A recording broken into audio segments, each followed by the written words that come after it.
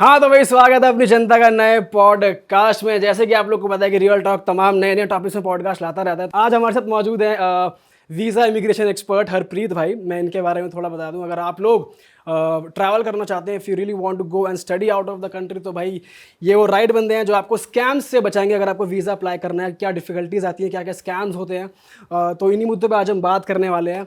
तो भाई स्वागत है आपका हमारे शो पे। थैंक यू भाई। दोबारा इस चैनल पे पहली बार आए हैं भाई, लेकिन हमने night talk by real it पे एक पॉडकास्ट करा था भाई के साथ, जिसपे बहुत ही बढ़िया रिस्पांस आया था। क्योंकि उसमें हमने बताया था अगर आप बाहर काम करना चाह रहे हैं तो कैसे कैसे स्कैम्स आपके साथ हो सकते हैं, जिसकी भरपूर डिमांड में भाई को हमने दोबारा इनवाइट करा है। क्योंकि बहुत सारे लोगों के कमेंट थे कि आपने वर्किंग लोगों के लिए तो बता दिया, लेकिन पढ़ने वालों के लिए भी बताओ क्या स्कैम्स चल रहे हैं, डोंकी रूट में क्या हो रहा है, कौन सी नई कंट्रीज हैं जहाँ पर स्कैम्स हो रहे हैं। तो आज हम उन मुद्दों पे बात करेंगे।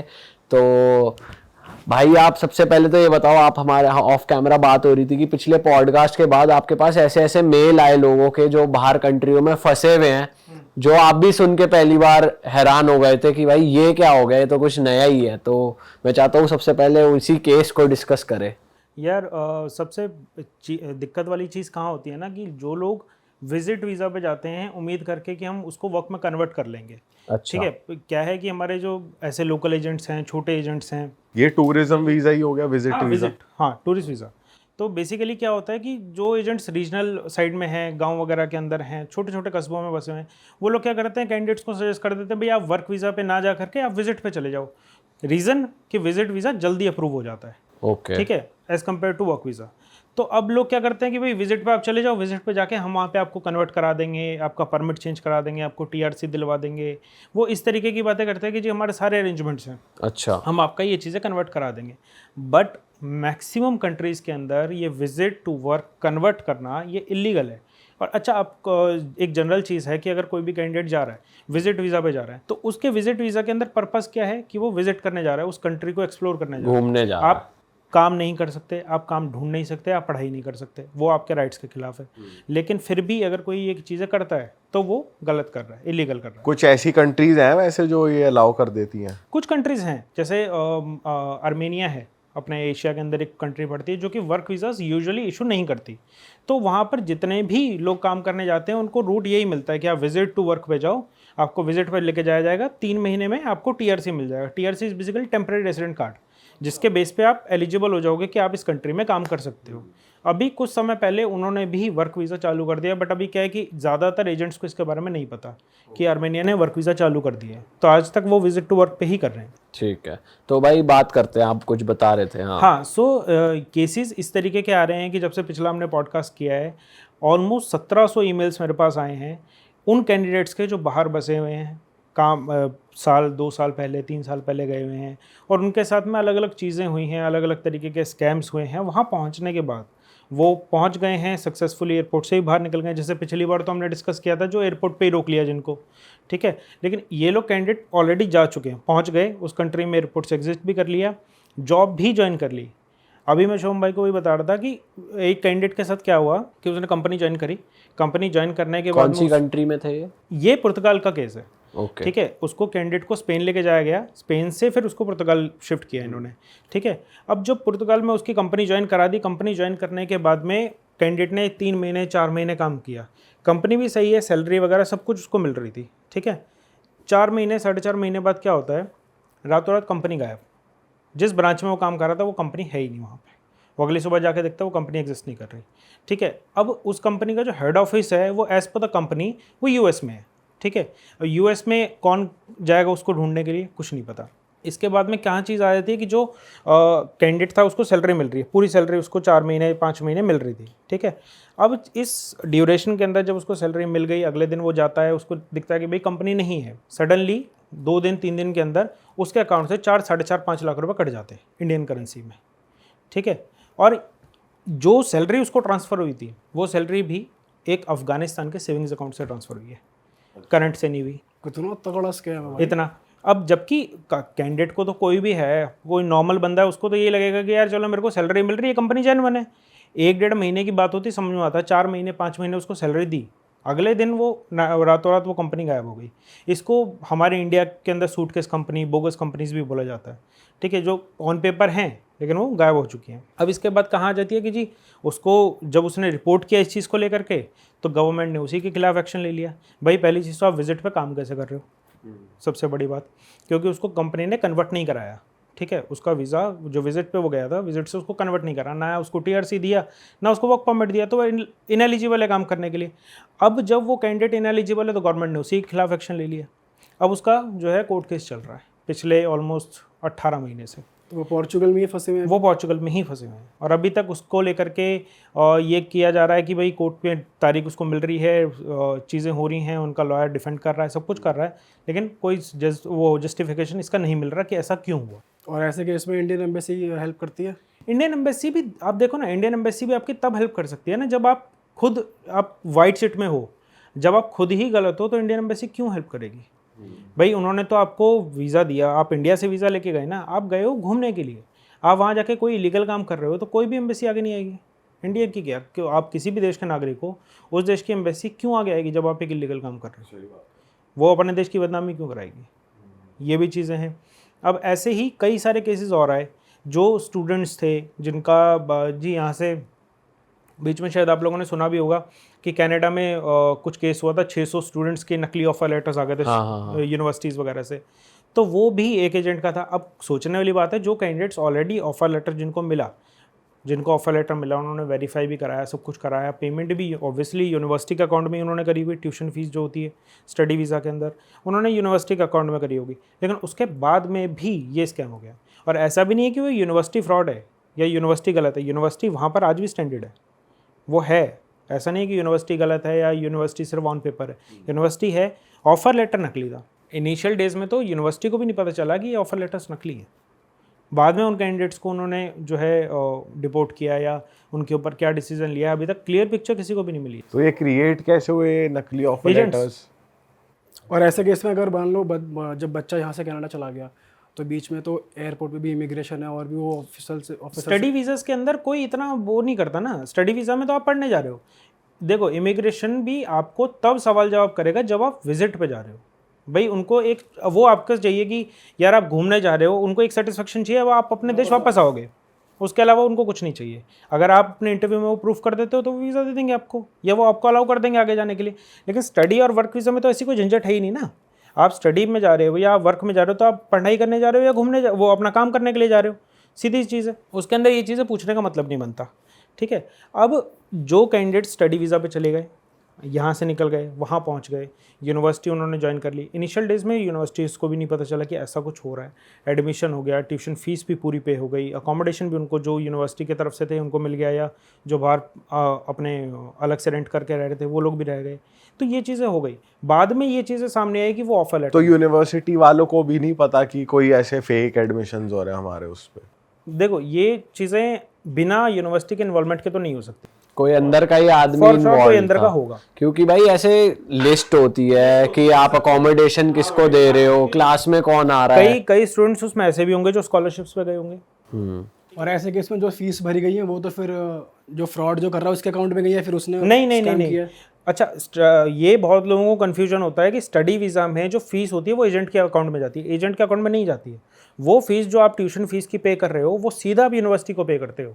अगर कोई भी कंसल्टेंट, कोई भी एजेंट ये बोल रहा है कि ट्यूशन फीस आपने हमारे अकाउंट में पे करनी है, तो वो गलत बोल रहा है आपको। अच्छा, ऐसा कभी नहीं होता। जो भी ट्यूशन फीस होगी, जो भी उसके चार्जेस होंगे यूनिवर्सिटी से रिलेटेड, वो सब कुछ यूनिवर्सिटी के करंट अकाउंट में जाएगा। अच्छा, तो इसमें यूनिवर्सिटी का हक नहीं बनता अगर मान लो किसी ने नकली बनाया हुआ है लेटर और यूनिवर्सिटी के पास ट्यूशन फीस होगी क्रेडिट, तो वो आगे से ही नहीं बोलते कि ये तो हमारा बच्चा ही नहीं है, ये कैसे फीस यहाँ से कैसे मेरे पास नहीं, तो वो चीज़ें उन्होंने बैकएंड में सारी सेट करी है ना। अगर कोई जो यूनिवर्सिटी का अपना बंदा है या कोई जो अंदर का बंदा है वो इन्वॉल्व होगा 100%। बिना किसी की इन्वॉल्वमेंट के तो ऐसा हो नहीं सकता ना, क्योंकि यूनिवर्सिटी के पास में भी अपना एक डेटाबेस है, उसके पास में भी एक लिमिटेड सीट्स है।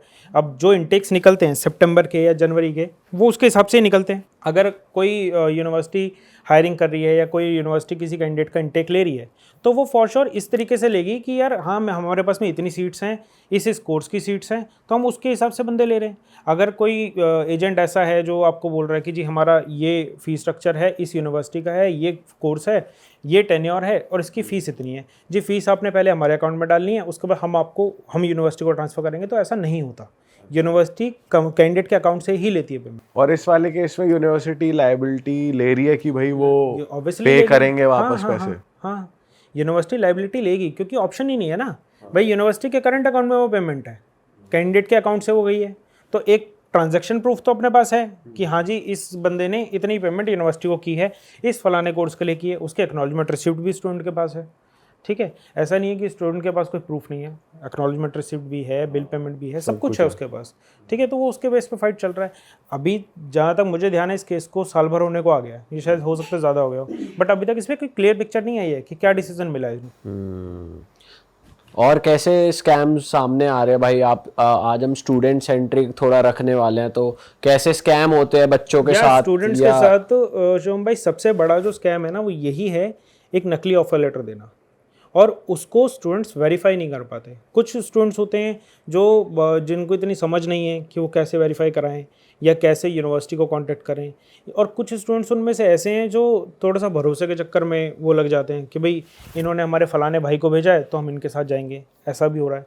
अब ज़रूरी नहीं है कि आज आपके कैंडिडेट को किसी बंदे ने भेजा, किसी एजेंट ने भेजा तो दोबारा भी वो सही काम ही कर रहा होगा, ऐसा ज़रूरी तो नहीं है। सेकेंडली, अगर कोई एजेंट है, फॉर एग्ज़ाम्पल मैं ही हूँ, ठीक है, मैं अपनी बात करता हूँ, मैं ही हूँ, मेरे पास कोई स्टूडेंट आया, ठीक है, उसने मुझे बताया कि जी मेरे को ये कोर्स चाहिए, मेरे को ये वाली कंट्री चाहिए, मेरे ये वाले स्कोर्स हैं। ठीक है, अब हमारा काम क्या होगा कि हम उसको पहले प्रेफर करें कि जी आपका जो स्कोर है उसके हिसाब से या जो आपकी एलिजिबिलिटी क्राइटेरिया है उसके हिसाब से ये नहीं मिल सकता, ये मिल सकता है।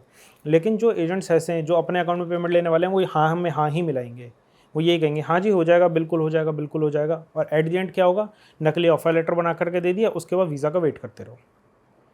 कुछ केसेस में ऐसा भी हो रहा है कि वीज़ा अटक गया, जी वीज़ा नहीं आ रहा आपका, या एम्बेसी ने डिले कर दिया, या गवर्नमेंट ने रिप्लाई नहीं करा, बहुत बार ऐसा भी हो रहा है। और कुछ केसेस में ऑफर लेटर नकली जनरेट हो रहे हैं, वहीं से एप्लीकेशन रिजेक्ट हो रही है। तो उस केस में एजेंट को अपनी फीस मिल गई, पेपर वर्क एजेंट को तो अपनी फीस मिल गई। अच्छा, एजेंट को अपनी फीस मिल गई। अच्छा, स्टडी वीज़ा में एक बहुत बड़ा कैच है जो यूजुअली स्टूडेंट्स को नहीं पता, इसके ऊपर मैं बता देता हूँ। कोई भी कंसल्टेंट जिससे भी आप स्टडी वीज़ा फाइल करवा रहे हो, वो कंसल्टेंट आपसे कुछ भी चार्ज नहीं करेगा, ये यूनिवर्सिटीज़ का नियम है। ठीक है, अगर कोई भी कंसल्टेंट आपको बोल रहा है कि जी आप मेरे थ्रू ये फाइलिंग करवा रहे हो, मैं इसका ये फाइलिंग चार्ज लूँगा या प्रोसेसिंग चार्ज लूँगा, कुछ भी XYZ वो बोल के आपसे एक सर्टेन अमाउंट मांग रहा है, 10,000, 20,000, 50,000, लाख, जो भी है, ठीक है, वो नहीं मांग सकता। पर उनकी एक मिनिमम फीस तो होती है उनकी। कुछ नहीं होता, हमें जो कमीशन मिलता है वो यूनिवर्सिटी से मिलता है। ठीक है, और यूनिवर्सिटी से भी एक कैंडिडेट पे एक कोई छोटा अमाउंट नहीं मिलता है, कम से कम 80,000 से लेकर के 2-2, 3-3 लाख रुपए तक मिलता है पर स्टूडेंट। हाँ, और इसमें आपकी कोई सर्विस चार्ज नहीं है? इसमें कुछ भी नहीं है क्योंकि हमारा कुछ काम ही नहीं होता।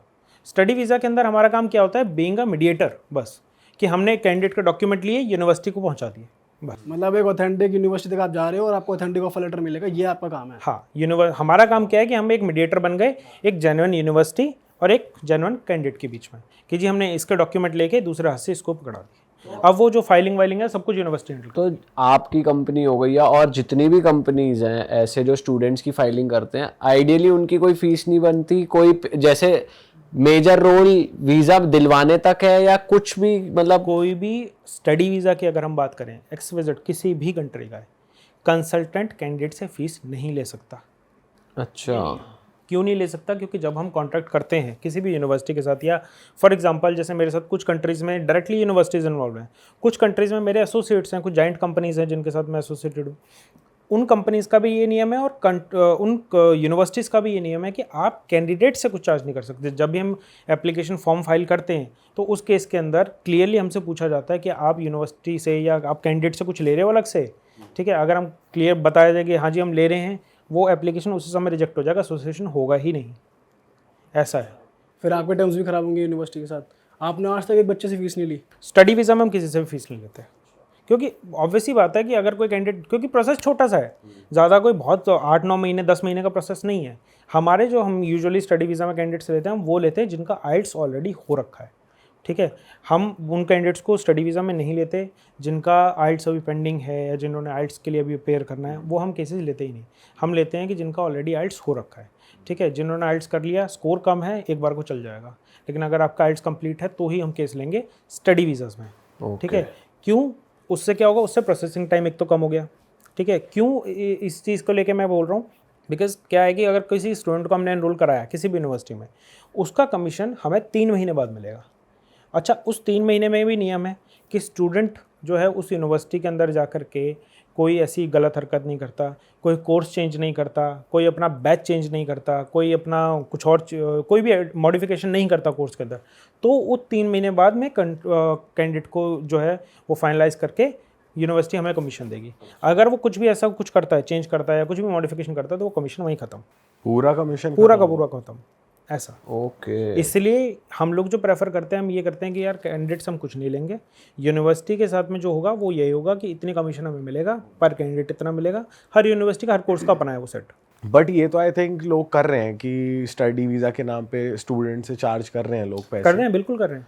तो कोई केस आया आपके आगे? भाई बहुत हैं। मेरा ऑफिस नेहरू प्लेस में है, और नेहरू प्लेस में ही कम से कम ऐसे नहीं भी नहीं तो 40-45 कंसल्टेंट्स होंगे जो स्टडी वीज़ा के अंदर कैंडिडेट से चार्ज कर रहे हैं। और लोग दे भी रहे होंगे भाई कि इतना पेपर वर्क करवा रहे हैं, ये करवा रहे हैं, वो करवा क्योंकि रहे वो पिक्चर है कि ऐसी क्रिएट कर दी जाती है। और लोग कितना अमाउंट ले रहे हैं?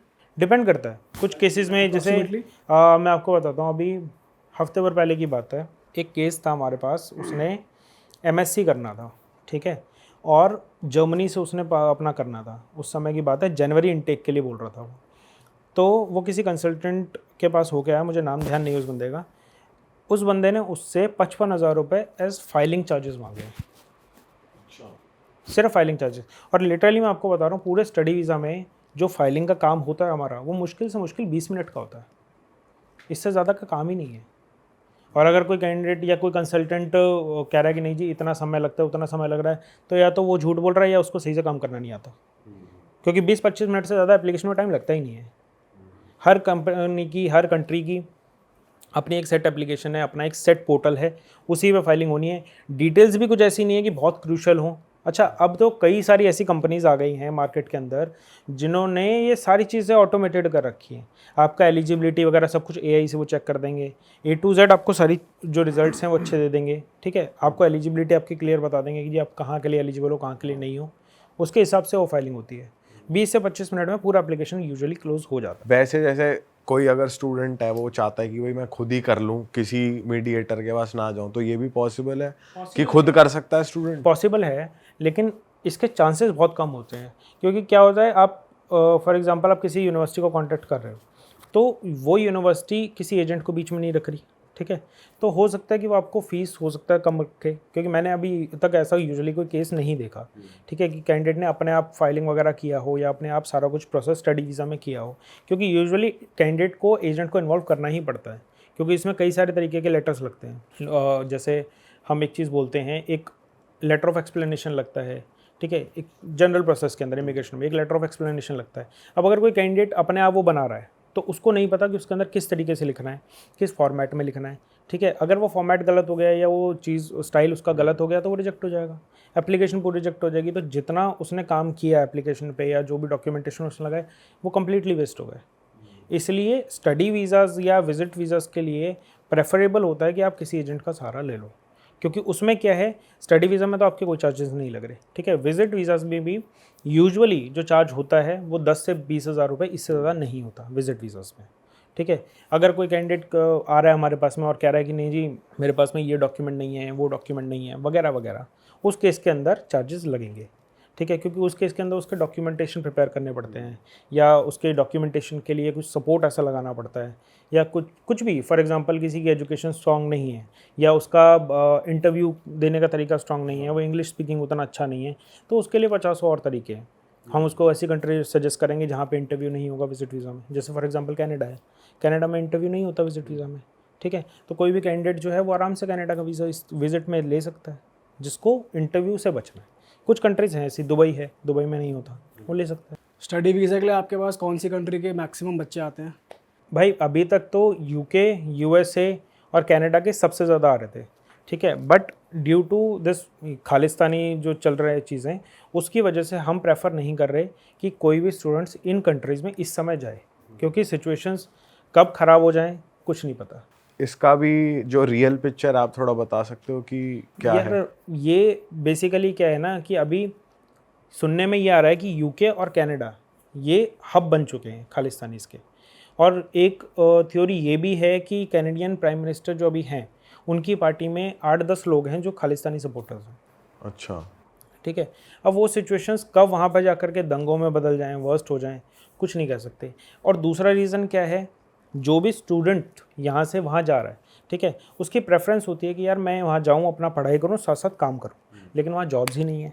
कनाडा में जॉब्स भी नहीं है, स्किल्ड जॉब्स नहीं है या लेबर जॉब? दोनों ही नहीं है, अवेलेबिलिटी ही नहीं है जॉब्स की। अच्छा, मतलब आप लेके चलो, जहाँ पहले 100 जॉब्स होती थी वहाँ एक है अब। भाई कनाडा में तो हम ये सुन रहे हैं भरपूर दबा के जॉब है, स्किल्ड जॉब नहीं, जो नहीं। पार्ट टाइम जॉब दबा के इंडियंस वहाँ जाके कर रहे हैं, मौज काट रहे हैं। ये सिर्फ एजेंट्स का कहने का और कस्टमर को ग्रैब करने का तरीका है, और कुछ नहीं है। लिटरली मैं आपको बता रहा हूँ, इस समय कनाडा और यूके यूएसए के अंदर जॉब्स की अवेलेबिलिटी बहुत कम है। यूएसए में फिर भी मिल जाएगी, स्किल्ड में और चीज़ों में मिल जाएगी, लेकिन यूके और कनाडा इस समय वर्स्ट हो चुके हैं। यहाँ पर दोनों जगहों पर जो है स्टूडेंट्स को लेकर के या जो वर्कर्स हैं उनको लेकर के बहुत दिक्कत हो रही है, अब एप्लीकेशन जा ही नहीं रही। हाँ, अगर आप बहुत कोई अच्छे फील्ड से हो, फॉर एग्जांपल आप डॉक्टर हो, आप पैरामेडिक स्टाफ हो, आप कोई सिविल इंजीनियर हो, आर्किटेक्ट हो, एक केस अलग है। लेकिन अगर आप एक जनरल वर्कर हो, किसी कंपनी में आप मैनेजर हो या सुपरवाइज़र हो या आप एडमिन में तौर पे हो, ठीक है, वहाँ पर थोड़ी सी चीज़ें दिक्कत कर रही है। ठीक है, टाइम हो सकता है कि टाइम ज़्यादा लगे, अगर जॉब मिल भी जाए तो एप्लीकेशन में टाइम ज़्यादा लगे। यूरोप में फ़िलहाल इस समय क्या हो रहा है कि डेट्स अवेलेबल नहीं हो रही, सबसे बड़ी दिक्कत। तो जो कैंडिडेट्स ऐसे हैं जो वर्क में जा रहे हैं या जो स्टडी के लिए जा रहे हैं, उनको एक ये दिक्कत ज़रूर फेस करनी पड़ रही है कि डेट्स अवेलेबिलिटी नहीं मिल रही। डेट्स मतलब अपॉइंटमेंट नहीं मिल Appointment रही dates। यूनिवर्सिटीज की या? VFS की। अच्छा, हाँ, एम्बेसी के अंदर टूरिस्ट dates नहीं वीजा मिलती। के लिए भी सेम? टूरिस्ट में नहीं, वर्क और स्टडी में। अच्छा, टूरिस्ट में तो इतनी मुझे अभी तक सुनने में ऐसा नहीं आया कि इतनी कोई मेजर दिक्कत हो रही हो। स्टडी और वर्क में है फॉर श्योर। और भाई जैसे आप मतलब बच्चे के मार्क्स वगैरह अकेडमिक का सब कुछ देखकर आप उन्हें कोर्स भी रिकमेंड करते हो, अगर कोई आपके पास आता है या फिर बच्चा आपके पास आता है मैं इस कोर्स में जाना चाहता हूँ, मेरी ये फॉर्मेलिटी भाई इसमें ना दो चीज़ें हैं। कुछ कैंडिडेट्स ऐसे होते हैं जो कम्प्लीटली हमारे भरोसे आते हैं कि जी आप बताओ कि हमारे लिए बेस्ट क्या होगा, ठीक है, उनको हम हमारी तरफ से बेस्ट बताएंगे। लेकिन कोई कैंडिडेट ऐसे होते हैं जो अपनी तरफ से सब कुछ तय करके आते हैं कि जी हमें ये चाहिए, हमें वो चाहिए, इस ये तरीके का कोर्स चाहिए, वो तरीके का कोर्स चाहिए, ये कंट्री चाहिए, वो कंट्री चाहिए। अब आपकी एलिजिबिलिटी उसके हिसाब से मैच करनी भी तो चाहिए, अगर नहीं करेगी तो नहीं हो सकता। अब अगर हम मुंह पे मना कर देंगे तो बुरा मान जाएगा। क्यों? क्योंकि वो स्टूडेंट अपना माइंड में ना एक वो ड्रीम बिल्ड कर चुका है कि जी मैं 6 महीने बाद मैं यूएस में घूम रहा हूँ, मैं फरारी चला रहा हूँ, मैं ये कर रहा हूँ, मैं वो कर रहा हूँ, वो बिल्ड कर चुका है। और ये जो भी कैंडिडेट्स हमारे ऐसे हैं जो बेचारे गांव से आते हैं या जो छोटी फैमिली से आते हैं, उनकी ये प्रॉब्लम है, वो ये चीज़ें बिल्ड कर लेते हैं। इसमें गलती उनकी भी नहीं है, क्योंकि बचपन से वो चीज़ें देखते हुए हैं कि भाई हमें बाहर जाना है, हमें ये करना है, हमें वो करना है। और ये चीज़ें सोचते सोचते ना उनका माइंड अब मेकअप हो चुका है कि हमें यूएस ही जाना है। और यही एक मेजर रीज़न भी है डंकी प्रोसेस होने का, कि कंट्री के लिए रिजिड हो गए इतना ज़्यादा कि वहीं जाएंगे। एग्जैक्टली। अच्छा, अब 99% ऑफ द कैंडिडेट्स जो डंकी में जाते हैं वो सबसे पहले स्टडी वीज़ा ही अप्लाई करते हैं। जब उनका स्टडी रिजेक्ट हो जाता है किसी भी कारण से, आइल्स में या इंटरव्यू में रिजेक्ट हो जाता है, तो ही वो डंकी प्रोसेस अप्लाई करते हैं। वर्कर के तौर पे तो वो कोशिश भी नहीं करते कि हम ट्रेड वर्कर में चले जाएं या हम लेबर कैटेगरी में चले जाएं। लोगों को ये लगता है कि यार अगर हम छोटी प्रोफाइल में जाएंगे या हम लेबर के तौर पे चले जाएंगे तो उसका कोई बेनिफिट नहीं है। आप ये सोचो कि अगर आप डंकी प्रोसेस में जा रहे हो तब भी तो इवेंचुअली आपको वहाँ जाके काम ही करना है, लेकिन आप एक रिस्की प्रोसेस से जा रहे हो ना, रास्ते में आपको के साथ कुछ भी हो जाता है, आपकी डेथ हो जाती है, ठीक है, तो कौन जिम्मेदार है? कोई भी आगे नहीं आने वाला है, कोई एजेंट, कोई कंसल्टेंट आगे नहीं आने वाला है। कोई केस आपके पास आया ऐसा, मतलब कि कोई डंकी से गया, आपको मालूम हो वो डंकी कर गया, फिर बेचारा इतनी डिफिकल्टी उसने फेस करी हो? जैसे मैंने पिछली बार आपको बताया था कि जो पेरेंट्स वाला जिक्र मैंने किया था पिछली बार कि वो पेरेंट्स के बच्चे जो है डंकी प्रोसेस लगा करके चले गए थे। एक उनमें से माइनर था, वो आज तक नहीं मिले, और कंटिन्यू हम लोग उनके लिए कोशिश कर रहे हैं कि कहीं से कुछ हिंट मिल जाए, कहीं से कुछ पता चल जाए, लेकिन कोई आइडिया नहीं हो रहा। इस बात को ऑलमोस्ट 8-9 महीने होने को आ गए, शायद ज़्यादा। अभी भी कोई ट्रैक कोई हिंट नहीं है, कोई ट्रैकिंग नहीं है उनकी, वो कहाँ गए हैं कहाँ नहीं। भाई इस केस में तो ट्रैकिंग भी मुश्किल है ना, बंदे कहाँ है, क्या रोड, किस रोड मैप पे गए हैं। हाँ, ट्रैकिंग हो ही नहीं सकती ना, क्योंकि आप एक ऐसे जरिए जा रहे हो जहाँ पे आपका फ़ोन ख़त्म कर दिया उन्होंने, आपका कम्युनिकेशन पूरा उन्होंने ख़त्म कर दिया, आपका पासपोर्ट उन्होंने ले लिया, ना ही आपका किसी भी कंट्री में पासपोर्ट पंच होने वाला है। ठीक है, अगर कहीं पे किसी कंट्री में आपका पासपोर्ट पंच हो रहा हो तो समझ में भी आए कि चलो हाँ भाई, बंदा लास्ट लोकेशन उसकी ये थी, पासपोर्ट भी पंच नहीं हो रहा है, आप बाय रोड जा रहे हो, जंगलों के अंदर से जा रहे हो, नदियों के अंदर से जा रहे हो, कैसे ढूंढोगे? कोई कितना भी इन्वॉल्व कर ले। प्लस यूएस को लेकर के जहाँ तक चीज़ें हैं ना, सुनने में यही आता है, अब इस बात में न जाने कितनी सच्चाई है कि यूएस की पुलिस या जो बॉर्डर सिक्योरिटी फोर्सेस हैं वो इन चीज़ों में इन्वॉल्व हैं। ठीक है, जो डंकी प्रोसेस चल रहा है, आप खुद सोचो, इतने कैंडिडेट्स यूएस की फोर्सेस आई गेस शायद नंबर 1 पे हैं या नंबर 2 पे हैं। ठीक है, उसके बाद में भी अगर इतने मेजर लेवल पे डंकी प्रोसेस या इलीगल इमिग्रेंट्स चल रहा है, कंट्रोल कर सकती है वो, अगर वो अपनी पावर्स का सही यूज़ करे। लेकिन वो खुद, उनको एक अच्छा रेवेन्यू मिल रहा है। कैसे मिल रहा है? जो कैंडिडेट डंकी पे गया, ठीक है, अब वो लीगली वर्कर नहीं है उस कंट्री में, वो लीगली विजिटर नहीं है उस कंट्री में, ना ही वो लीगली स्टूडेंट है उस कंट्री में, उसका कोई स्टेटस ही नहीं है, वो पासपोर्ट खो चुका है अपना। ठीक है, उसके बाद पासपोर्ट नहीं है।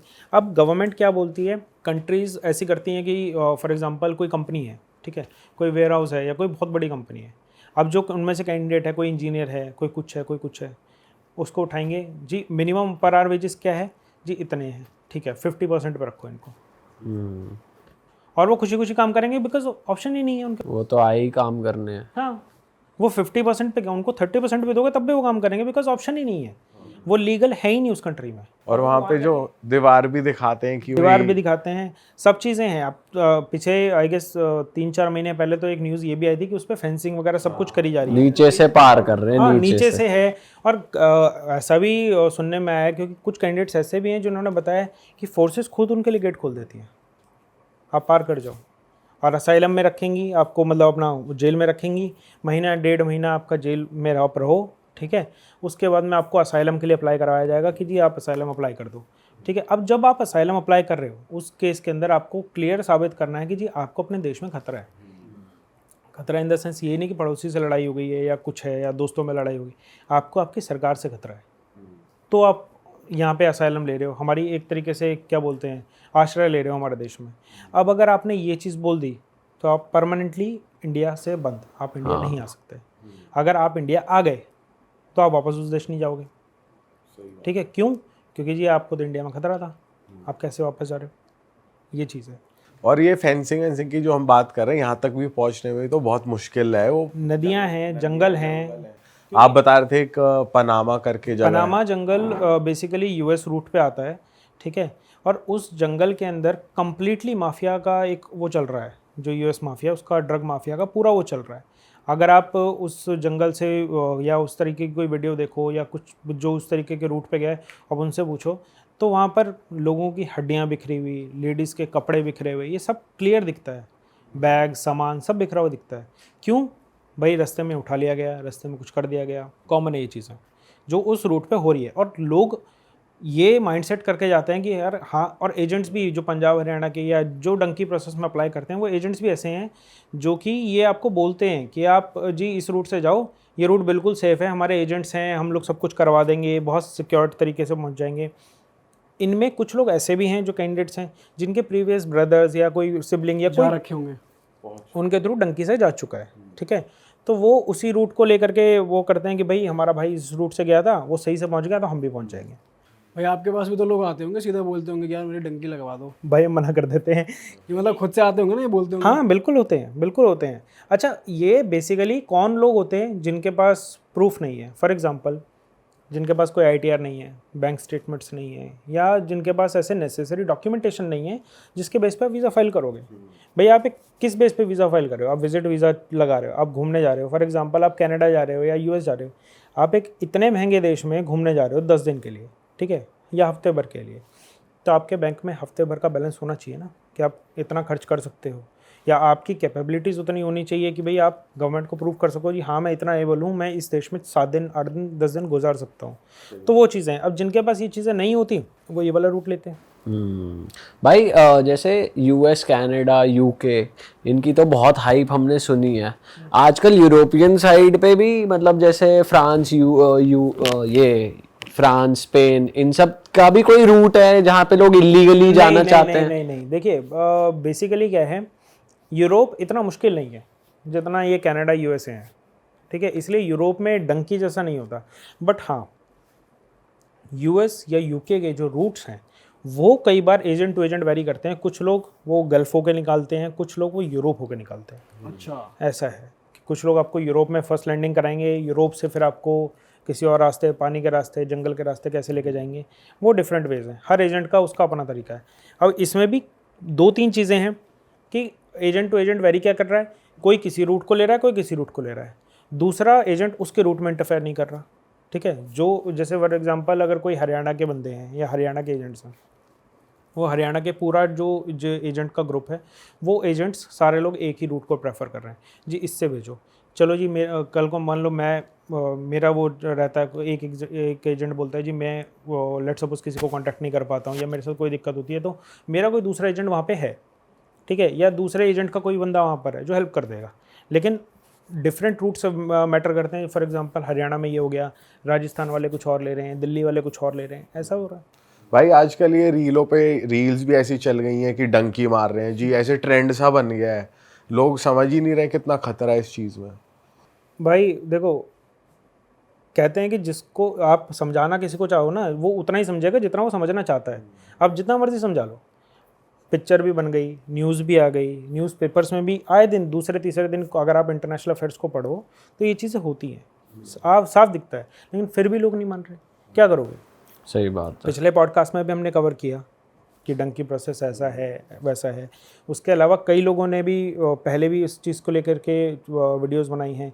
परमवीर भाई ने भी इस चीज़ को लेकर के बोला था, लेकिन फिर भी ऐसा तो है नहीं कि डंकी बंद हो गया या लोग मान गए, लोग फिर भी कर रहे हैं। उनको नहीं समझा सकते। अब जिसके मन में वो बैठ गया ना कि भाई हमारा भाई इस रूट से गया था, हम इसी से जाएंगे, वो उसी से जाएगा, उसको कुछ नहीं कर सकते।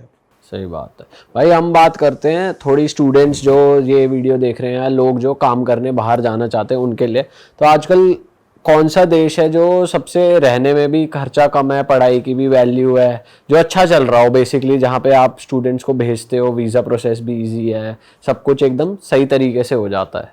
यार सबसे इजी है दुबई। दुबई? हाँ, क्यों है उसके 2 रीज़न है। पहले एक सुनने में आता था कि यार पर दुबई की पढ़ाई की वैल्यू है। बिल्कुल है भाई, बिल्कुल है। ये पहले हमें क्या सुनने में आता था, आज से हम 3 साल 5 साल पहले सुन रहे कि यार गल्फ़ ऐसा है, गल्फ़ वैसा है, गल्फ़ में स्ट्रिक्टनेस बहुत है, गल्फ़ में ये दिक्कत है, वो दिक्कत है। आज की डेट में मैं आपको बोलूँ तो एक विजिटर के लिए या एक स्टूडेंट के लिए जो कम खर्चे में पढ़ाई करना चाहता है या जाना चाहता है ना, दुबई से बेस्ट जगह नहीं है। क्यों नहीं है? क्योंकि आजकल आपको सारी सुविधाएं वहाँ मिल रही हैं और वहाँ पे जॉब्स वगैरह भी हैं। बिल्कुल है। दुबई में गल्फ़ में जॉब्स की बिल्कुल कमी नहीं है इस समय। तो जैसे दुबई का अगर स्टूडेंट वीज़ा की बात करें तो साथ, जैसे कई कंट्रीज़ में आप पढ़ने जा रहे हो तो आपको वर्क वीज़ा भी साथ ही मिल जाता है कि आप 1 साल जॉब ढूंढो, तो दुबई में भी है? सब जगह है। पार्ट टाइम वर्कर आप रहते ही हो। नहीं, पार्ट टाइम नहीं, मैं फुल टाइम की बात कर फुल रहा हूँ। टाइम तो अभी जैसे मिलता है ना, जैसे यूके जाओ या आप यूएस जाओ तो 3 इयर्स प्लस 1 ईयर मिल जाता है कि आप जॉब ढूंढ एक सकते तो हो। वो हो गया कि आप स्टडी आपकी कंप्लीट हो गई, उसके बाद आपको हाफ टेन्योर का परमिट दे दिया उन्होंने कि फुल टाइम आप काम कर सकते हो। ये सब जगह है। अच्छा। कुछ कंट्रीज अभी रिसेंटली हमें सुनने में आया है कि स्टडी वीज़ास के साथ में फुल टाइम वर्क भी अलाउ कर रही हैं। अच्छा। ठीक है, कि आप पैरेलली जैसे आप स्टडी कर रहे हो आप फुल टाइम काम कर सकते हो। कुछ कंट्रीज ऐसी हो गई। कौन सी कंट्रीज हैं? आई गेस यूके या कनाडा को लेकर के ऐसी कोई न्यूज़ आई है, बट इसकी ऑफिशियल अनाउंसमेंट तो अभी तक मेरे नज़र में नहीं आई कि ऐसा कुछ हुआ है। ठीक है, बट ये सुनने में ज़रूर आया कि ऐसा कुछ प्लान चल रहा है कि स्टूडेंट्स को लेकर के पैरेलली वो अपना फुल टाइम काम कर सकते हैं। जैसे हफ्ते में 35 घंटे 40 घंटे उनको काम करना है तो वो कर सकते हैं। अच्छा, अभी इसमें भी क्या है, क्योंकि कुछ कोर्सेज ऐसे होते हैं पर्टिकुलर जिनके लेक्चर्स दिन में 1-1 2-2 घंटे के होते हैं, 3-3 घंटे के होते हैं, पूरे दिन क्लासेस नहीं होती, तो उनके पास पूरा अपना समय बच रहा है, वो अपना कर सकते हैं उस केस में। ये उन स्टूडेंट्स के लिए है। All right. तो दुबई आजकल अच्छा चल रहा है, और कौन सी कंट्री? आप अच्छा, बहुत लोगों की स्पेशली यूरोप को लेकर के डिमांड होती है लग्जमबर्ग की। हाँ, उसके भी काफ़ी रील बहुत चल रही है कि यहाँ जॉब है। हाँ, लग्जमबर्ग को लेकर के बहुत डिमांड होती है, लेकिन एक चीज़ मैं बहुत क्लियर कर देता हूँ यहाँ पर ना, एक बहुत सिंपल सा फैक्ट है। आप किसी भी कंट्री में जॉब अप्लाई कर रहे हो, एजेंट्स या कोई भी कंसल्टेंट है या कोई इमिग्रेशन लॉयर है, उसका काम सिर्फ और सिर्फ एक ही है कि आपकी एप्लीकेशन को लेना, आपके डॉक्यूमेंटेशन को लेना और उसको एक लीगल तरीके से सामने वाली कंपनी को रिप्रेजेंट करना। उस जॉब के अंदर आपकी हायरिंग होगी नहीं होगी, इसकी गारंटी कंसल्टेंट की नहीं हो सकती। कोई कंसल्टेंट, जैसे मैंने पिछली बार भी कहा था, अगर गारंटी दे रहा है किसी भी चीज़ की तो वो झूठ बोल रहा है। गारंटी इमिग्रेशन में कभी नहीं हो सकती। और भाई कंसल्टेंट वैसे किस प्रकार की जॉब के लिए शॉर्टी देते हैं कि मैं आपके डॉक्यूमेंटेशन यहाँ से वहाँ डिपेंड करता है। कुछ कंसल्टेंट्स हैं जो ट्रेड वर्कर को ज़्यादा डील कर रहे हैं, लेबर क्लास को ज़्यादा डील कर रहे हैं, ठीक है। हाँ, अगर हम जैसे पंजाब की बात करें तो पंजाब में मैक्सिमम जो कंसल्टेंट्स हैं वो लेबर जॉब्स पे ज़्यादा डील कर रहे हैं। दुबई के लिए 200 300 बंदों का लॉट आता है उनका। और लेबर जॉब्स में क्या क्या आता है? ड्राइविंग हो गया, प्लम्बिंग हो गया, वेल्डर्स हो गए, कंस्ट्रक्शन हो गए, मीट कटर्स हो गए। और इस केस में कुछ इंटरव्यू या कुछ वो भी होता है? इंटरव्यू होता है इनके लिए। इनका क्या सीन है कि दो तरीके से इनके इंटरव्यूज़ होते हैं। या तो ये रिज्यूमे देखकर सिलेक्शन कर लेंगे, ठीक है, या फिर वहाँ से कोई ऑफिशियल यहाँ आएगा एक किसी लोकेशन पे और 200 बंदों का 300 बंदों का इंटरव्यू लेगा, 3-4 दिन 5 दिन वो चलता है, उसके बाद वो हायरिंग करके कंप्लीट कर देते हैं। ऐसा भी होता है। और इस लेबर वर्क में भी स्कैम चलते हैं कि भाई यार इसमें पीयूष भाई स्कैम्स कह भी सकते हो कि है भी और नहीं भी। क्यों नहीं है? क्योंकि बेसिकली क्या होता है कि कोई कैंडिडेट जो लेबर वर्कर के तौर पे जा रहा है वो दो चीज़ें सोच के चलता है कि जी मेरे को इतने घंटे काम करना है और इतने घंटे का मेरे को ये पैसा मिलेगा। अब कई बार होता है कि कंपनीज उसको वहाँ ले जाने के बाद में उसको 8 घंटे की जगह 15 घंटे काम करा रही है। पासपोर्ट रख लिया, ठीक है, क्या करोगे? आप भाग नहीं सकते, आप जॉब नहीं चेंज कर सकते क्योंकि आपके पास पासपोर्ट ही नहीं है। आप अगर जॉब स्विच भी करोगे तो एक नियम है कि अगर आप फॉर एग्जांपल आप किसी एक कंपनी में गए हो, उसमें जॉब आप कर रहे हो, आपको दूसरी कंपनी के अंदर स्विच करना है, तो जो नई कंपनी आप ज्वाइन करोगे वो आपको अलग से वर्क परमिट देगी, ठीक है। वो आपको 2 साल का 3 साल का जो भी उसका टेन्योर होगा उसके हिसाब से आपको अलग वर्क परमिट देगी। जब आपका पासपोर्ट ही नहीं है तो कैसी चीज़ें मिलेंगी आपको? इसमें अभी एक मूवी देख रहा था मैं, नेटफ्लिक्स पे आई थी, द गोट लाइफ। उसमें क्या होता है कि बंदा वर्क के लिए बाहर जाता है, मतलब किसी को कांटेक्ट करते हुए किसी करवाता है, तो वो पहुंचता है दुबई और जिस काम के लिए जाता है उस काम के लिए ना जाए बिना कोई उसको एयरपोर्ट से ले जाता है सीधा रेगिस्तान में और बकरियों के बीच छोड़ देता है और उसको वो लैंग्वेज भी नहीं आती, तो वहाँ पे कम्युनिकेट कर पाता ना कुछ कर पाता, उसका पासपोर्ट वगैरह भी फाड़ देते हैं। तो ये सारी चीज़ें भी हो रही हैं। ये चीज़ें मैं आपको बताता हूँ, ये चीज़ें गल्फ़ में पहले थी, ठीक है, अब लेकिन इतना नहीं है क्योंकि अब गवर्नमेंट बहुत वो इनकी स्ट्रांग हो गई है, स्ट्रिक्ट हो गई है इन चीज़ों को लेकर के। ये चीज़ें यूरोप में हैं, ठीक है, अच्छा। आज भी हैं।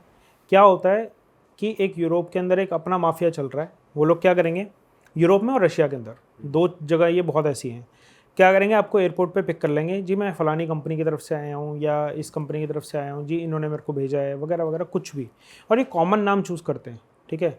मान लो हमारे बंदा यहाँ से कोई गया, इंडियन बंदे गए, ठीक है, अब सबको पता है कि इंडियन बंदा जर्मनी में जॉब करने जा रहा है, ठीक है। अब हर रोज़ 5 बंदे 7 बंदे तो लैंड करते होंगे, तुक्का है भाई। एक नेम प्लेट लेके, मनीष नाम का नेम प्लेट लेके खड़ा हो गया, हर दूसरे तीसरे इंडियन का नाम मनीष है, मनोज है, कोई ना कोई लेके खड़ा हो गया, अरे जी मेरे लिए आए हो? हाँ जी आपके लिए आए हैं। सामने वाला ही पूछेगा, हाँ जी आपके लिए आए, आओ जी बैठो गाड़ी में बैठे, लेके गए जंगल में या कहीं लेकर के गए किडनैप कर लिए, ये लो जी फ़ोन, घर पे फ़ोन लगाओ, 20 लाख रुपये मंगाओ, गन पॉइंट पे हो आप। पूरा तेरी ये चीज़ें हो रही हैं, इसलिए ले भाई ये अलग ही चीज़। ये बहुत ऐसी चीज़ें हैं। और इस चीज़ों के ऊपर ना आज तक लोगों ने बात नहीं करी। क्यों नहीं बात करी? अब पता नहीं, भगवान जाने उनका डर है या क्या है कि इस पर्टिकुलर टॉपिक के ऊपर वो बात नहीं करते। यूरोप में ऐसा आमतौर पे हो जाता है, अभी भी ये हो रहा है, आज भी हो रहा है। और जो गल्फ कंट्रीज की हम बात करें वहाँ भी ये सब नहीं है। गल्फ़ में अब इतना नहीं है, पहले था, फॉर श्योर था, लेकिन अब इतना नहीं है क्योंकि अब चीज़ें बदल गई हैं। गल्फ़ बहुत अच्छा सुधर गया है, जिसे कहते हैं ना कि हम भाई स्ट्रिक्टनेस आ गई है, पॉलिसीज़ बहुत अच्छी कर दी गई हैं, तो अब इतनी चीज़ें नहीं हैं, पहले ये था। अरे भाई मेजरली यूरोप में भी उस क्लास में हो ना जो लोग लेबर जॉब के लिए अप्लाई कर रहे हैं, फिर जो थोड़े से जो अनअवेयर हैं बेसिकली। जो लेबर क्लास वाला है वो उनके किसी काम का नहीं है, क्योंकि वो ज़्यादा से ज़्यादा क्या 10-20-50 हज़ार रुपये मंगा लेगा, वो उसके किसी काम का पढ़े नहीं। लिखे भी ये काम कर दे रहे हैं। पढ़े लिखे लेकिन फंस कैसे रहे हैं इस चीज़ में, मतलब भाई आप एक बात बताओ, आप किसी देश में गए, ठीक है, आपको कंसल्टेंट ने बोला जी आपको एयरपोर्ट पे कंपनी का बंदा मिलेगा, एक बंदा आपके नाम का नेम प्लेट लेके खड़ा है, तो आप जाके उससे यही पूछोगे ना जी आप हमारे लिए आए हो, जी मेरा नाम ये है, मैं इस कंपनी के लिए आया हूँ, और वो तो हाँ मैं हाँ मिलाएगा। इस केस में मतलब बंदा अलर्ट रहे, वेरीफाई करें चीज़ें, तब आगे बढ़े। ये बहुत ज़रूरी है। और प्लस दो चीज़ें होती हैं, मैं बताता हूँ। दो चीज़ें बेसिकली क्या हैं, कोई भी कंट्री या कोई भी कंपनी जब आपकी हायरिंग करेगी और आपको बोलेगी ना कि हमारा बंदा आपको लेने आ जाएगा, ठीक है, सबसे बेसिक रिक्वायरमेंट है यार, आप आईडी कार्ड चेक कर लो, ठीक है। दूसरी बात, आप कंपनी से बिफोर डिपार्चर आप चेक कर लो कि कंपनी से जो बंदा आ रहा है उसका नाम क्या है, उसका आईडी नंबर क्या है। एक जेनरिक चीज़ है, आप ईमेल कर सकते हो कंपनी को, आप फ़ोन कर सकते हो कंपनी को, कंपनी बताती है ये चीज़ें। लेकिन कैंडिडेट्स क्या सोचते हैं कि यार हम तो कंसल्टेंट के भरोसे हैं, हमारा कंसल्टेंट ये है, हमारा वो है, हमारा कंसल्टेंट भगवान है, वो ये सोच के चले जाते हैं और एट द एंड उनके साथ ये चीज़ हो जाती है। अच्छा भाई, आपके पास अगर कोई आता है और वो फिर ये इस वर्क वीज़ा के लिए अप्लाई करना चाहता है तो उसकी आपकी क्या फ़ीस रहती है? डिपेंड करता है कंट्री टू कंट्री। अगर फॉर एग्जांपल हम यूरोप की बात करें तो यूरोप में जो फ़ीस स्टार्ट हो जाती है वो 80,000 से लेके 2 लाख की फ़ीस जो है वो स्टार्ट हो जाती है, जो उसकी इनिशियली लगती है। अगर कैंडिडेट एक वो जॉब ले रहा है, जैसे पिछली बार हमने कहा कि हमारा एक प्रोग्राम ये होता है कि हम कैंडिडेट के लिए जॉब को लेकर के उसके रेलेवेंट कंपनीज़ को अप्रोच करते हैं, ठीक है। 2 प्रोग्राम्स हैं, 2 तरीके के वर्क वीज़ाज़ होते हैं। चलिए आज इस पर भी एक रोशनी डालते हैं। 2 तरीके के वर्क वीज़ाज़ इंडिया के अंदर जो चल रहे हैं, वीज़ा मिलेगा सेम, कोई फ़र्क नहीं है, ठीक है, लेकिन प्रोसेस डिफरेंट है। प्रोसेस डिफरेंट क्या है? एक प्रोसेस तो ये है कि जी आप मान लो पीयूष भाई मेरे पास आए, जी मेरा सर ये रिज्यूमे है और मेरे को इस कंट्री में जाना है, तो रिज्यूमे के हिसाब से, इनके ऑक्यूपेशन के हिसाब से हम इनकी रेलेवेंट कंपनीज़ को अप्रोच करेंगे, उन कंपनीज़ को जो इंटरनेशनल हायरिंग करती हैं, ठीक है, या कर रही हैं, उनको अप्रोच करेंगे। इंटरव्यू कंडक्ट होगा, इंटरव्यू के बाद इनकी हायरिंग होगी और ये वहाँ आराम से सेफली जा सकते हैं, ठीक है। एक प्रोसेस तो ये हो गया। दूसरा प्रोसेस क्या हो रहा है, स्पेशली लेबर जॉब्स में जॉब्स परचेज कर ली जाती है, ठीक है। कोई कंपनी है जो वेयर हाउस चला रही है, ठीक है, उसको 50 बंदे चाहिए, 100 बंदे चाहिए, या जो कोई कंपनी है जो डिलीवरी बॉय की जॉब चला रही है, ठीक है, उसको 100 बंदे चाहिए। वो क्या करेगी, एजेंट्स को पकड़ेगी, जी ये मेरे पास 100 वैकेंसीज़ हैं, मैं आपको इतने रुपए में दे रहा हूँ, मेरे को मतलब नहीं है आप कितने में बेचोगे, मेरे को 100 कैंडिडेट इतने दिन में चाहिए। वो उसको डबल में, ट्रिपल में बेच के आपको कैंडिडेट ला करके दे दे। ऑलराइट, ये भी हो रहा है, ये परचेज जॉब्स हैं। और इनमें कैंडिडेट्स जल्दी क्यों चले जाते हैं, क्योंकि इसमें समय कम लगता है। जो वो केस है जिसमें हम कंपनीज़ को अप्रोच कर रहे हैं उसमें समय थोड़ा सा ज़्यादा लगता है, लेकिन हमारे एक्सपीरियंस के हिसाब से वो ज़्यादा सेफ़ है। वो ऑफ कोर्स ज़्यादा सेफ है क्योंकि वो आपके लिए कस्टमाइज हो रही है चीज़, आपका इंटरव्यू हो रहा है तो और बंदा सीधे जाके वहाँ पैसे ही कमा रहा है, बेशक कम सही, लेकिन वो जाके काम कर रहा है, पैसे बन रहे हैं उसके। हाँ। पैसे भी कम नहीं होते, ऑलमोस्ट जो सैलरी आपको परचेज में मिल रही है ना, ऑलमोस्ट वही सैलरी मिलती है या उससे ज़्यादा ही मिलेगी, ठीक है। बेसिकली जो कंपनीज जॉब्स को सेल करती हैं वो कोई बहुत बड़ी कंपनीज नहीं होती हैं, छोटी छोटी कंपनीज हैं। जैसे कोई डिलीवरी बॉय की सर्विसेज दे रहा है, कोई लेबर को सप्लाई कर रहा है, या कोई अपना पिज़्ज़ा का काम कर रहा है, या कोई फास्ट फूड का काम कर रहा है। ऐसी जो जॉब्स होती हैं वो सेल आउट होती हैं। ऐसा थोड़ी है कि कोई जनरल मैनेजर है अमेज़ॉन में, उसकी जॉब को सेल आउट हो रहा है, वैसा नहीं होता। लेकिन ये है कि लोगों ने और कंसल्टेंट्स ने बना दिया कि ये फलानी कंपनी है जी, ये इतने की जॉब बेच रही है। बेचती नहीं है, आपके पास वैकेंसी है, दैट मीन्स कि उस कंपनी ने आपको ऑफर किया जी हमें इस तरीके का कैंडिडेट ला करके दे दो, ठीक है। फॉर एग्जांपल जैसे मैं कुछ कंपनीज़ का बताता हूँ आपको। कुछ कंपनीज़ ऐसी हैं जो हमें बोलती हैं जी हमें ये प्रोफाइल्स चाहिए, ठीक है, ये प्रोफाइल्स चाहिए, इतने कैंडिडेट चाहिए और हमें इस कैंडिडेट के अंदर ये क्वालिटीज़ चाहिए। हमने सेलेक्ट कर लिया जी हाँ फलाना ये 4 कैंडिडेट या 10 कैंडिडेट ये रेडी है, भेजा रिज्यूमे, प्रोफाइल भेजी। अब उसमें से जो जो सिलेक्ट होंगे उनको कंपनी नॉमिनेट करेगी या वो करेगी, कॉन्टैक्ट करेगी कि जी आपका इतने दिन में इंटरव्यू है, या इतने दिन में आपका ये प्रोसेस किया जाएगा, या फर्स्ट राउंड होगा, सेकंड राउंड होगा। सारी चीज़ें उसको ईमेल पे बताती है लिखित में, ठीक है। परचेज जॉब्स में लिखित में कुछ नहीं होता, उसमें सिंपल सी चीज़ लिखित में होगी। एग्रीमेंट भी जो बनता है वो सिंपल से इतना बनता है जी हमने आपसे इतने पैसे लिए हैं, हम आपको इस जॉब के लिए यहाँ भिजवा रहे हैं, ये आपको इतनी सैलरी देंगे, ये आपके वर्किंग आवर्स होंगे, बात खत्म। इसमें स्कैम होने के ज़्यादा चांसेस इसमें ज़्यादा है, क्योंकि पता चला वहाँ जाके कंपनी नहीं है या कुछ भी नहीं कंपनी XYZ होती चीज़ है, कंपनी होती है। ऐसा नहीं है कि परचेज जॉब्स में कंपनी नहीं होती, कंपनी होती हैं, ठीक है। बट यहाँ पर एक दिक्कत क्या आती है ना कि जो लोग परचेज जॉब्स में जा रहे हैं, ठीक है, उनका सारा पैसा यहीं लग रहा है। फॉर एग्जांपल गल्फ़ है, ठीक है, दुबई के लिए कोई जॉब निकली, उसमें उन्होंने बोला जी डिलीवरी बॉय की जॉब है, या किसी भी एग्जांपल किसी भी ऑक्यूपेशन की जॉब है, 2 लाख रुपए है या 3 लाख रुपए, तो वो 3 लाख रुपए आपको यहीं पे करना है, ठीक है। क्यों? क्योंकि वो खरीदी हुई जॉब है, कंपनी जो भी कंसल्टेंट है उसको अपनी फीस यहीं लेनी है। जो वो प्रोसेस है पहले वाला जिसके अंदर हम लोग कंपनीज को अप्रोच कर रहे हैं, उसमें हम एक डिसेंट अमाउंट इनिशियली चार्ज करते हैं, और जो मेजर अमाउंट होता है वो उसको हम बाद में, सबसे बाद में चार्ज करते हैं, या हम उसको ये कहते हैं कि आप वहाँ जाके आराम से देते रहना, ठीक है। क्योंकि उस केस में हमारे ऊपर बर्डन नहीं है कि हमें फलाने बंदे को पेमेंट करनी है या हमें इस जगह ये करना है उस जगह वो करना है, उसमें हमारे को कुछ नहीं है ऐसा, ठीक है। तो हमारी जो फीस है हम वो उसको बाद में भी ले सकते हैं, उससे कस्टमर को भी एक सेटिस्फेक्शन होता है कि जी मैं जाके आराम से वेरीफाई करके फिर देता रहूँगा फीस, ठीक है। वो एक सिंपल तरीका है, लेकिन उसमें थोड़ा सा ये होता है कि प्रोसेसिंग टाइम थोड़ा बहुत ऊपर होता है, और कोई वो नहीं है। अच्छा भाई, न्यूजीलैंड और ऑस्ट्रेलिया कैसे ऑप्शंस है दोनों वर्क और स्टूडेंट के लिए भी? New Zealand is much better. अच्छा, वहाँ पे जॉब्स हैं स्टूडेंट्स के लिए? जॉब्स हैं, न्यूजीलैंड इज़ मच बेटर 3 चीज़ों में है। सबसे पहला एनवायरनमेंट, ऑस्ट्रेलिया से बहुत अच्छा ज़्यादा एनवायरनमेंट आपको न्यूजीलैंड में मिल जाएगा। दूसरा, न्यूजीलैंड की जो एजुकेशन है उसकी अच्छी खासी वैल्यू है।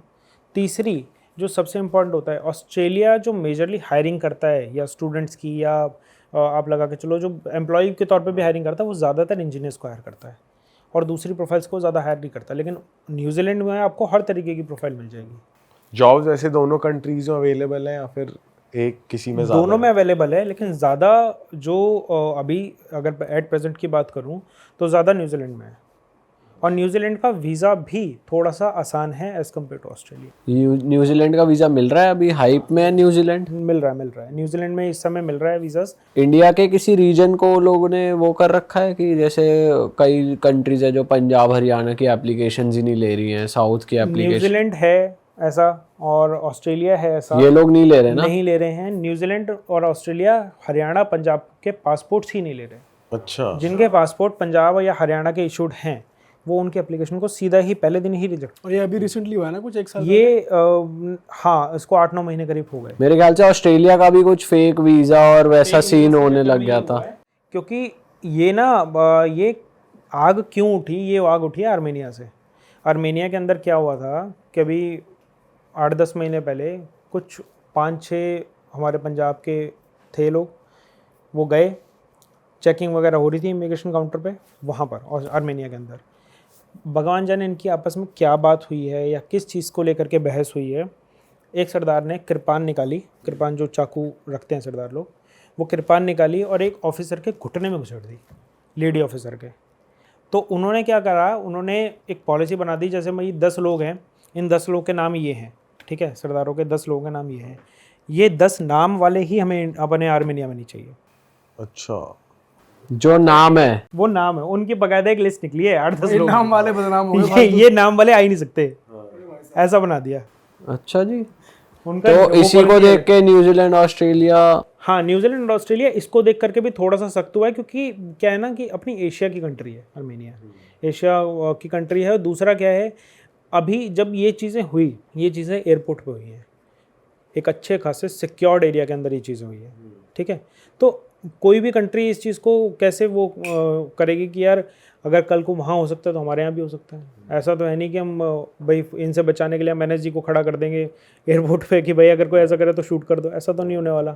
इसलिए ये सिक्योरिटी ज़रूरी भी थी कि अगर ऐसा करा है। बट हाँ, हम एक चीज़ इसको ये भी लेके चल सकते हैं कि सभी कैंडिडेट्स के लेकर के ये चीज़ें नहीं करनी चाहिए थी, क्योंकि उससे सबका वो नुकसान हो रहा है। भाई न्यूजीलैंड ऑस्ट्रेलिया में भी जाते लोग क्या डोंकी मार के? नहीं, या वहाँ इतना कल्चर नहीं, वहाँ इतना कल्चर नहीं है, और ये डोंकी वाला रूट भी उधर का नहीं है। न्यूजीलैंड ऑस्ट्रेलिया जो लोग जाते हैं ना, अगर वो वर्स्ट केस में जाएंगे भी तो वो विजिट टू वर्क में जाएंगे, इसके अलावा और कोई ऑप्शन ही नहीं है। जो कैंडिडेट्स ऐसे हैं जिनका वर्क वीज़ा नहीं मिल रहा है या वर्क वीज़ा फॉर एग्जांपल महंगा आ रहा है, ठीक है, तो उस केस में वो विजिट टू वर्क में चले जाते हैं, ऐसा होता है।